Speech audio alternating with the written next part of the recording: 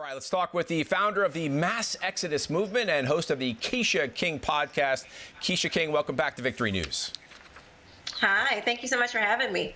Quisha, you just heard Public Square CEO Michael Seifert explain how he is giving employees $5,000 after taxes when they have or adopt a child to encourage strong families in his company and the nation.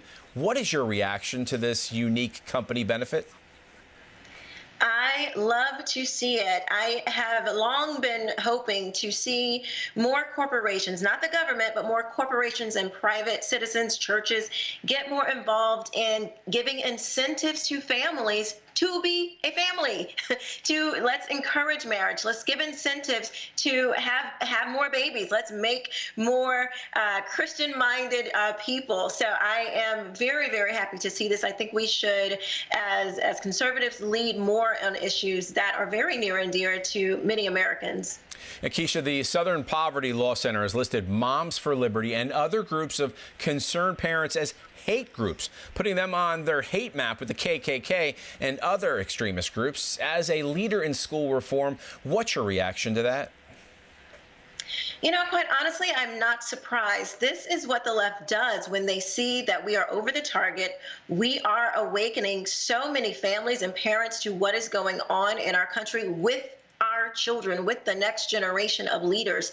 And they are trying to defame and demean and put a bad name on parents to say that, you know, what we're talking about, the concerns that we have are wrong. And so they want to align us with the KKK. It's absolutely ridiculous. And I think many Americans see right through this.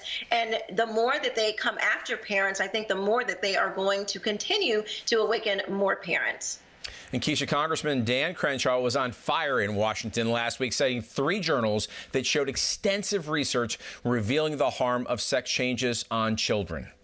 Tell me a journal that has done systematic reviews that cites different evidence, that cites strong evidence for benefits of these therapies. The standards of care were developed based on extensive... You're not telling me any journal, you're not telling me any study. Don't say standards of care. Yeah. So... Tell me one.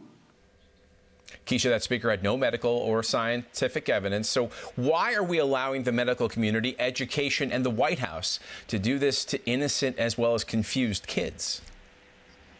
You know, I think we have to remember history. There have always been psycho, crazy, kooky scientists and doctors who are willing to perform inhumane experiments on human beings. And we have to stand up and say, no, you will not use children or human beings as guinea pigs for your psycho, crazy scientific explorations. We have to say no.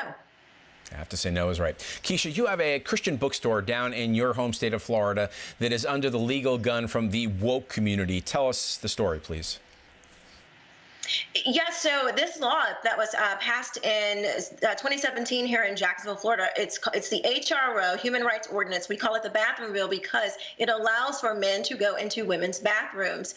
And this Christian bookstore is proactively getting in front of this because there is no precedent in the law that says that a religious corporation will be exempt from these harmful, tyrannical policies that say you must go against your religious rights to call a boy a girl or a girl a boy and allow men to go into women's bathrooms. And so this corporation is saying no.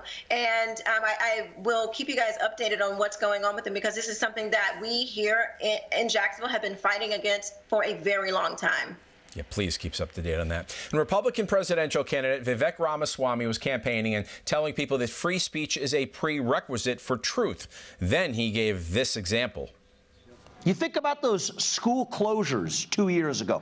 You think we would have closed those schools in this country if we had been allowed to say that we shouldn't close those schools in this country, right? We wouldn't have.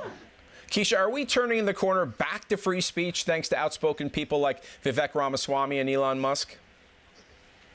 You know, I really think that we are. I think that people like Elon Musk and Vivek, and certainly Governor DeSantis here in Florida has, continued to pave the way, just like our founding fathers did, for freedom of speech. It's one of the bedrocks of our society, and we must keep it. We must keep freedom of speech free. Mm-hmm. And Quisha, remind everyone where they can get more of your perspective on news and issues and listen to your podcast. Yes, go to youtube.com/Quisha King. It's Quisha with a Q, Uisha. Quisha, thank you for your time today.